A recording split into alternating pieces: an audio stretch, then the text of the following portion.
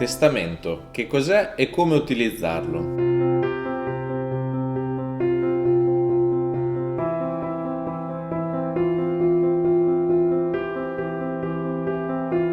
Oggi ti voglio parlare dello strumento principe per la pianificazione successoria, il testamento. Il testamento è appunto lo strumento più utilizzato per andare a esprimere le proprie volontà in caso di successione. Il testamento può essere redatto, questo è il termine tecnico, in due forme.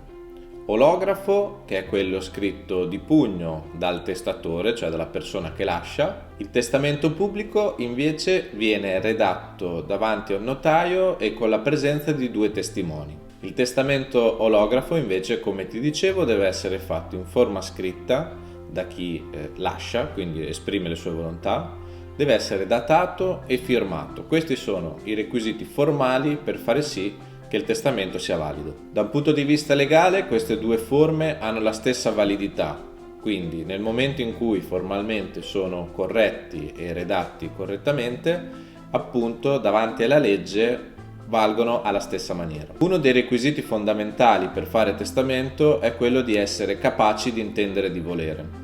Troppo spesso le persone si rendono conto di voler disporre del loro patrimonio nel momento in cui potenzialmente non hanno più facoltà e intelletto per farlo. È di fondamentale importanza redigere il testamento nel momento in cui si è capaci di intendere e di volere, e quindi anche in giovane età, perché in alternativa c'è il rischio che persone escluse appunto dall'eredità possano utilizzare questo cavillo, questa possibilità per annullare le disposizioni scritte. Quali benefici ha fare una pianificazione successoria attraverso il testamento?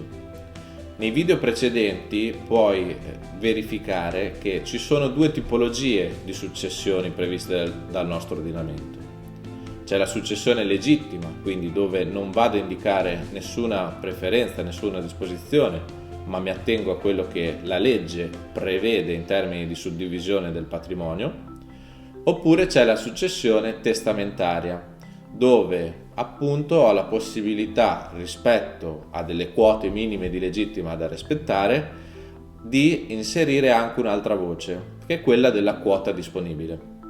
Che cos'è questa quota disponibile? La quota disponibile è una fetta di patrimonio che è a mia disposizione con cui posso fare ciò che voglio.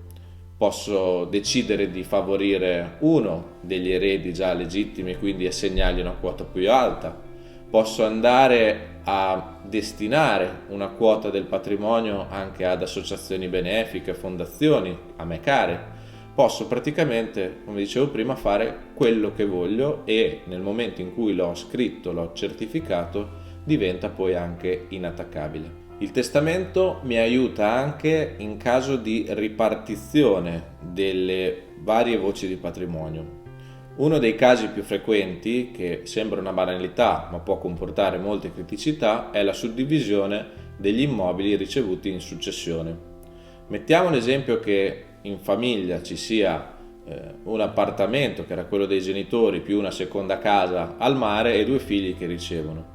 Nel momento in cui non viene specificato chi sarà l'assegnatario di un bene e chi sarà l'assegnatario dell'altro, i due figli si troveranno ad essere comproprietari di tutti e due gli immobili e doversi di conseguenza mettere d'accordo su cosa fare di ogni singolo fabbricato. Cosa molto diversa è se per esempio invece veniva destinata la casa al mare al primo figlio e la casa di residenza dei genitori al secondo figlio. In questo modo ognuno in autonomia poteva decidere se abitarci, venderla, affittarla, senza dover fare alcun compromesso con l'altro erede.